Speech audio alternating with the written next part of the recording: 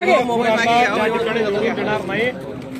लोक महायुतीच्या पाठीशी आहेत. बंडखोरांना कोणी निवडून देणार?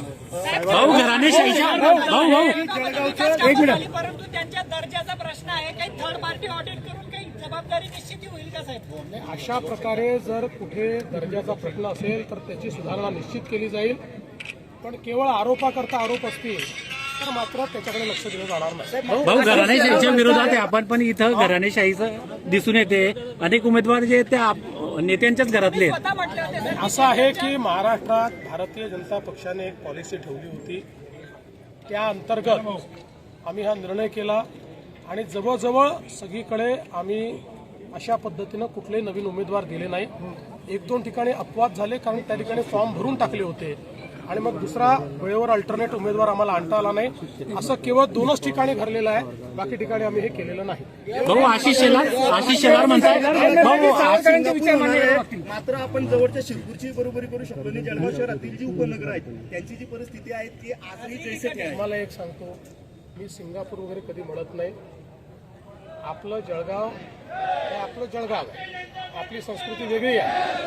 जे काही घडलं जळगावमध्ये ते आमच्या काळातच घडलंय आणि पुढच्या 5 वर्षामध्ये विकसित जळगाव आपल्याला करायचं. भाऊ आशिष शेलार म्हणतात अजित पवारांना की तुम्हाला जर वीर सावरकरांचे विचार पटत नसतील तर तुम्ही लांब राहा किंवा असं. पण मला असं वाटतं की वीर सावरकरांचे विचार हे अजितदादांनी त्याचा विरोध करण्याचं कारण नाही. त्यांनी कधी केलंही नाही. म्हणजे मला माहिती नाही त्यांनी केलं असेल तर आजपर्यंत तरी मी बघितलं नाही. पण हे आमची भूमिका ही पक्की आहे की वीर सावरकरांचा विरोध हा आम्हाला मान्य नाही.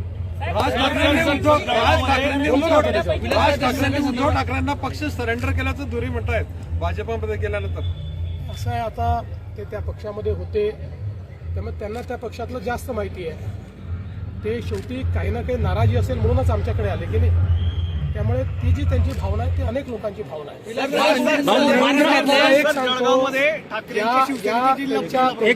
त्यांच्या युतीमध्ये सर्वात जास्त नुकसान हे राज ठाकरेंचं होतं. भाऊ रवींद्र चव्हाण यांच्या विधानावरून चांगलाच गदारोळ होतोय. असं आहे की रवींद्र चव्हाणांनी त्या विधानावर स्पष्टीकरणही दिलेलं आहे. दिलगिरी व्यक्त केलेली आहे.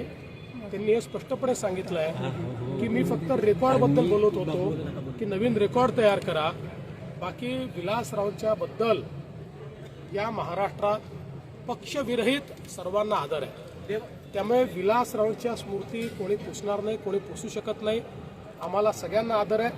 आम्ही जरी काँग्रेसच्या विरुद्ध लढत असलो तरी देखील विलासरावांच्या संदर्भात आमचं सगळ्यांचं असं मत आहे की महाराष्ट्रातले जे प्रमुख नेते आहेत ज्यांनी महाराष्ट्रामध्ये उत्तम काम केलं आहे त्यापैकी एक विलासराव आहेत. आणि हे स्पष्टीकरण रवींद्र चव्हाण साहेबांनी दिलेलं आहे.